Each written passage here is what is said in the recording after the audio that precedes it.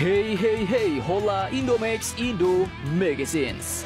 Oke, lagi kabar yang cukup majos. Kini lagi-lagi datang dari Korea Selatan dan Indonesia, bos. Di mana baru-baru ini tiba-tiba Korea Selatan pun memohon-mohon kepada Indonesia terkait masalah proyek pengembangan KF21 Boramae. Nah, kemudian juga nanti kabar terbaru datang dari perkembangan berita terkait insinyur Indonesia yang kemarin dituduh mencuri data-data dan teknologi KF21, bos. Dimana kini ternyata penyelidikan dan penggeledahan pun tengah dilakukan secara besar-besaran.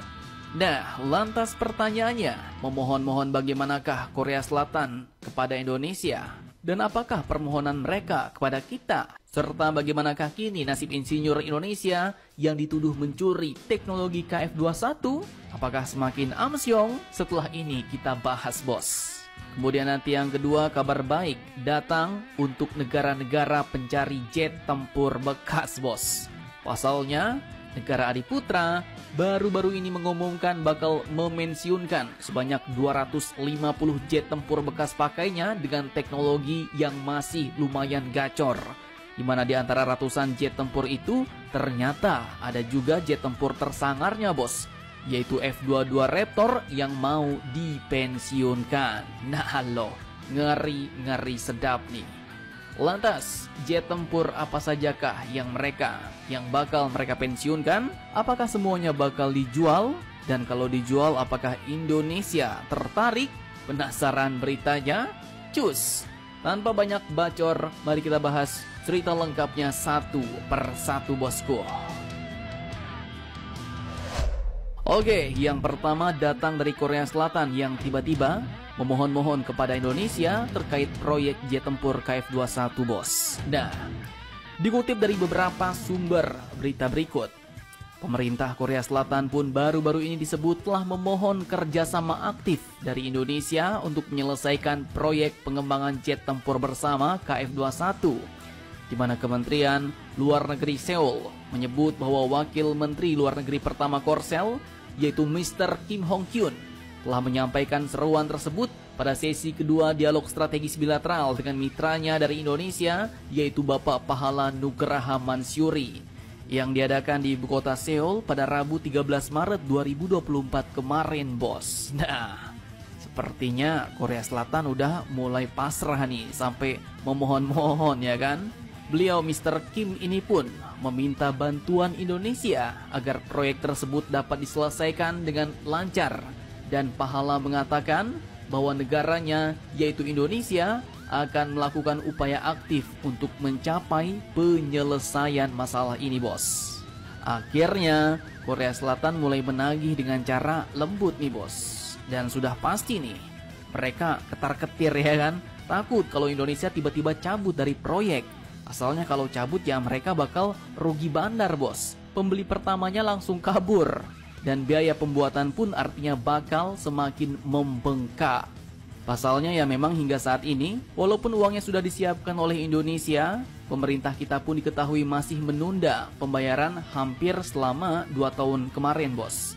Dan diperkirakan sejauh ini pemerintah Indonesia baru hanya membayar sekitar 278 miliar won atau sekitar 3,3 triliun rupiah dengan tunggakan yang mencapai hampir 1 triliun won atau sekitar 11,8 triliun rupiah.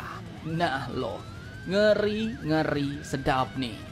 Di satu sisi, insinyur kita masih dikepret terus, bos, diperiksa habis-habisan, ya kan?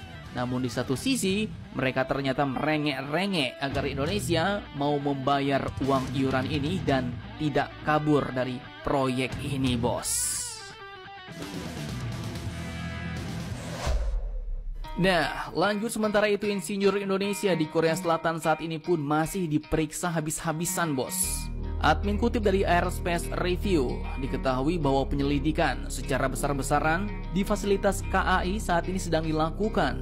Dan tak main-main, penyelidikan atas kasus ini pun dilakukan bersama oleh tim gabungan pemerintah yang terdiri dari Defense Acquisition Program Administration atau DAPA Korea Selatan, kemudian Komando Kontra Intelijen Pasukan, Badan Intelijen Nasional Korea Selatan dan Kepolisian Korea Selatan terhadap insinyur Indonesia.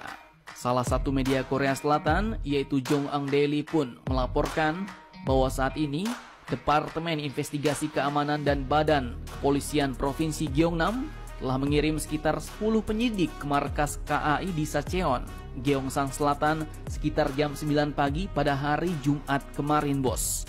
Mereka pun disebut dikirim untuk mengamankan data terkait dari komputer kerja dua insinyur Indonesia yang terlibat dalam proyek KF21 ini, bos.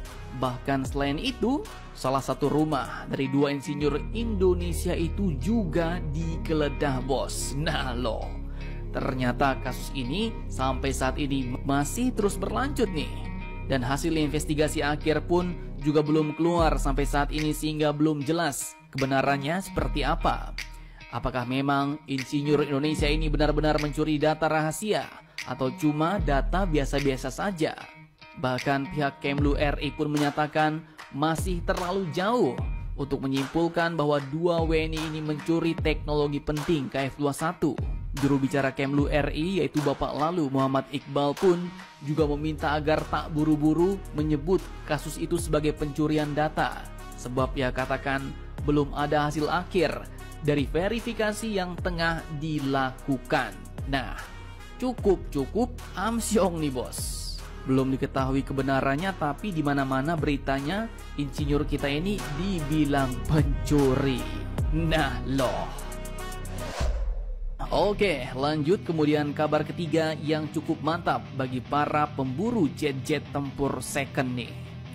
Dikutip dari Indomiliter, Mamarika, negara adiputra, baru-baru ini mengumumkan bahwa mereka akan memensiunkan sebanyak 250 jet-jet tempur secondnya pada tahun depan, bos, yaitu tahun 2025.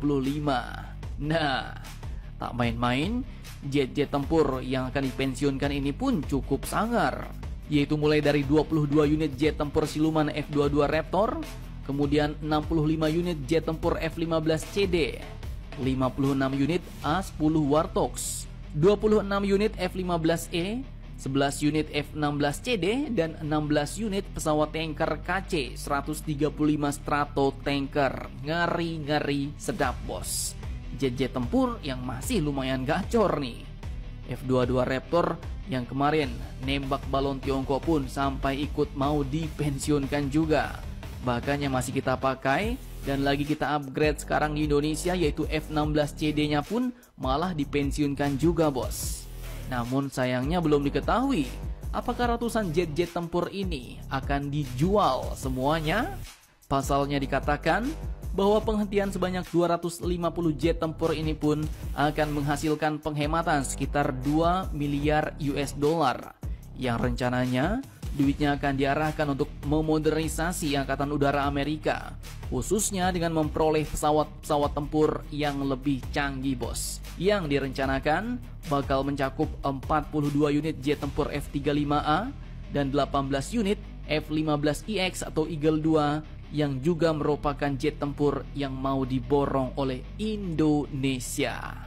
Namun, sampai saat ini belum ada kontrak efektifnya, bos. Nah, pertanyaannya kini, apakah kira-kira negara kita, Indonesia, tertarik? Semoga saja ya tidak ya, bos. Ngapain beli barang bekas dari Amerika lagi ya kan?